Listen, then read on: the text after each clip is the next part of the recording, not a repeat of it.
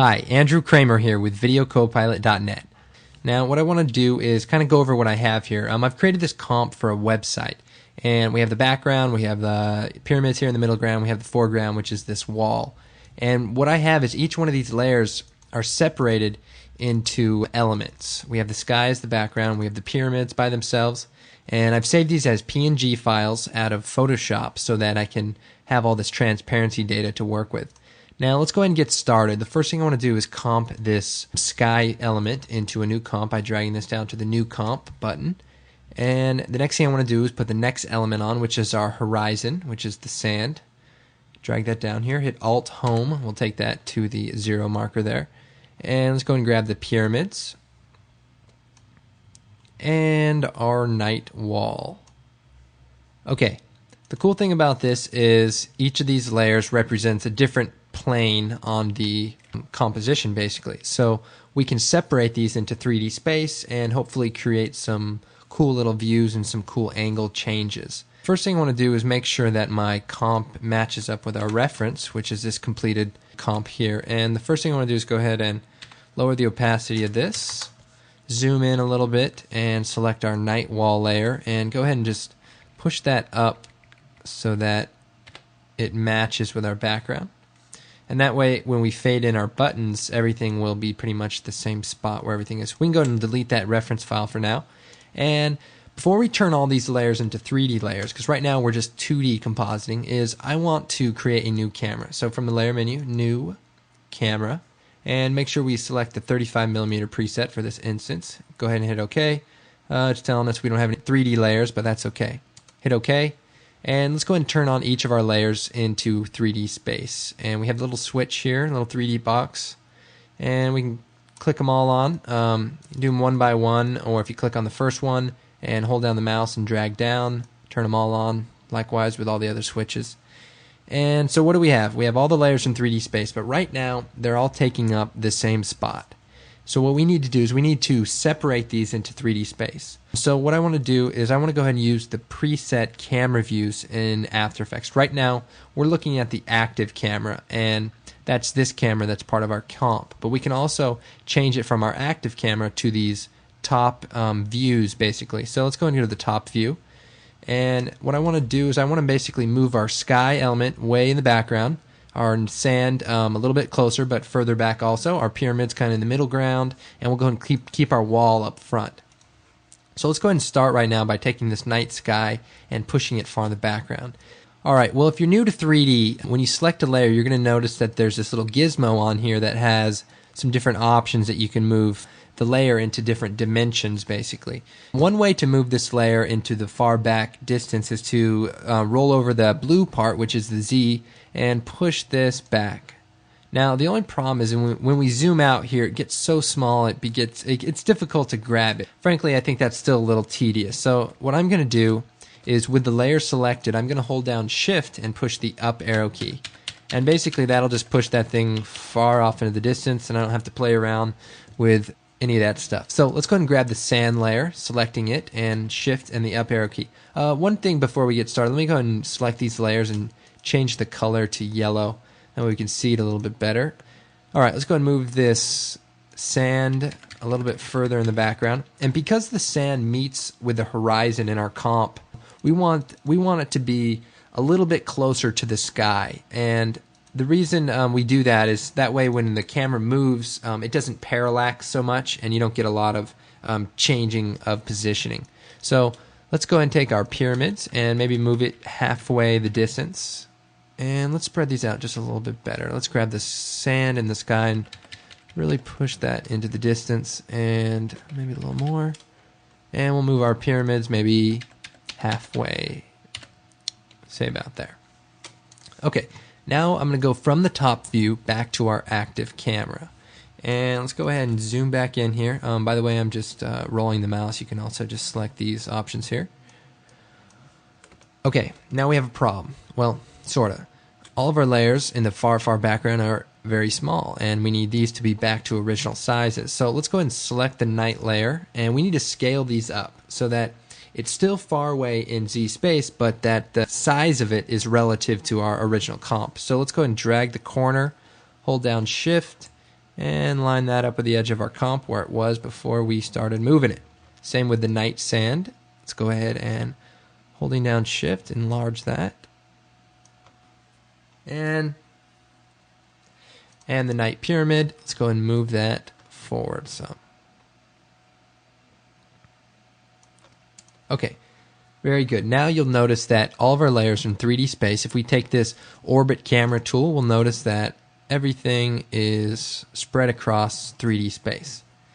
Now, the first problem right now is that the position or the pivot point of the camera is somewhere right about here. As you can see, the camera is kind of rotating around this front wall, and we don't want that to happen. We actually want the camera to rotate around the furthest point for this particular case, which would be the sky. So let's go ahead and go back to the top view, zoom out here, select the camera, and you see this little red circle X here. That's basically the pivot point for the camera, and we need to move that so that it's all the way in the back. So if you start dragging it up and hold down shift, it'll stay exactly straight, and go ahead and let it go right with the last layer, which it would be our sky layer. Line that up right with the last layer there, and go ahead and zoom out. Let's go back to the active camera, and now if we orbit around, you'll notice that the camera stays locked down to the background, which is a little bit more pleasing, and I think really does a good job. So let's go ahead and play around with what we're going to do. You've probably seen DVD menus that have maybe a little animation, and they animate in, the titles come up, and then you click play, and then it does a little animation out, and then it goes into the movie. Well, even though this was for a website, let's go ahead and think about it in terms of a DVD menu. So let's go ahead and zoom in on our timeline here, and I want to go ahead and pull up the camera transform properties, and I'm going to move forward to say about 3 seconds. I'm going to go ahead and put a keyframe on the position and the point of interest by turning on the stopwatch here. And that way, if we lock the camera into this spot, we can always come back to it. And this is basically the spot where we end up in our comp. But if we go ahead and move our cursor back a little bit, say before the actual end of the animation, we can start making some movements. For example, if we start playing around with this position, by the way, we can either click on it and type in a value, or if you just click on the number, you can drag left and right, or up and down, I think.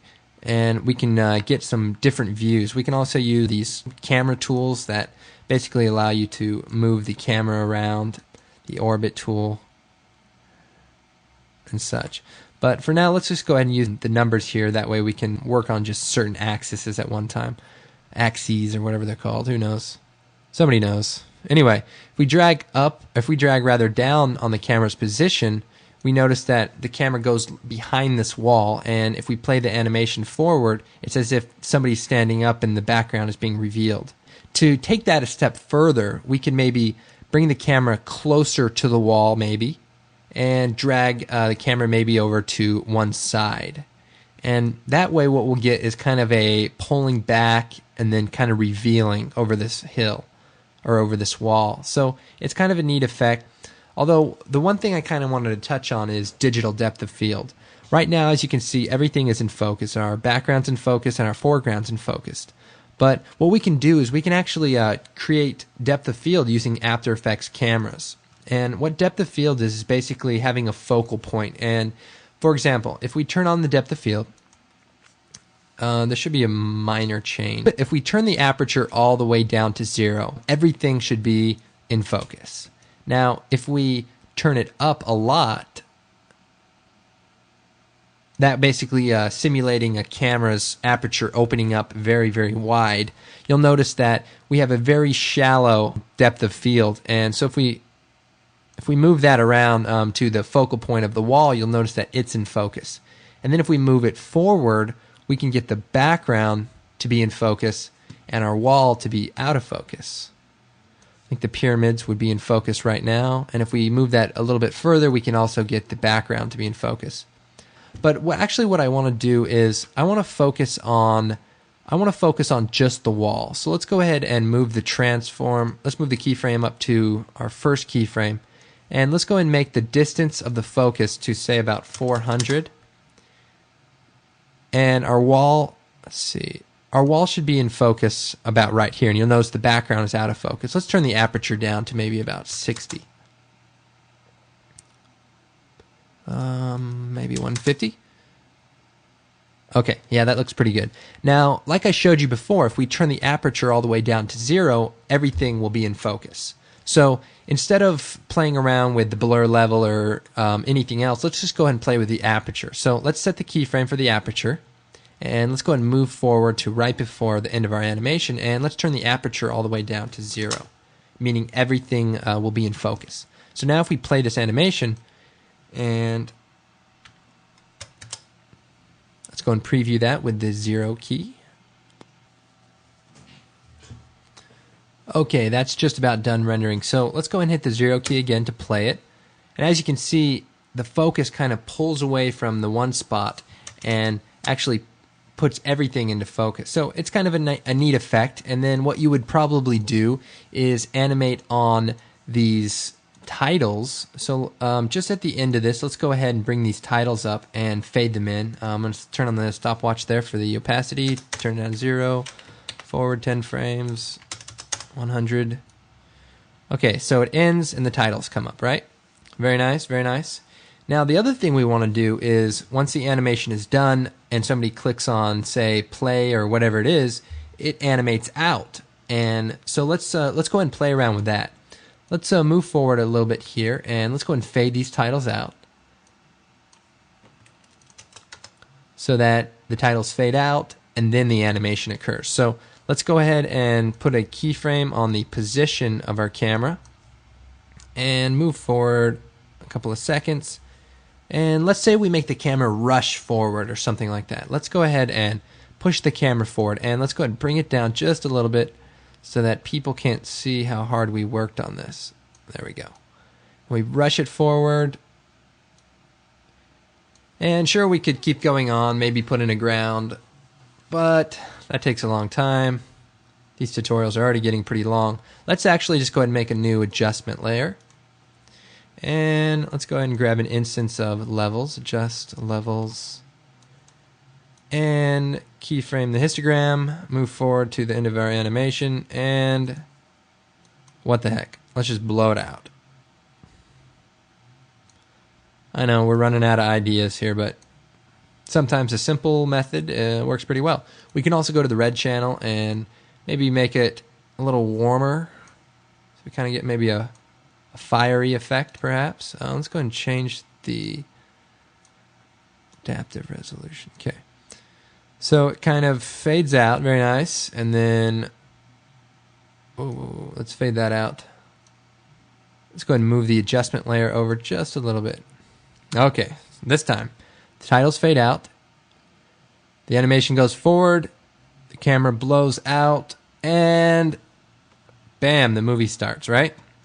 Well, I hope you enjoyed this tutorial. I'm Andrew Kramer with VideoCopilot.net.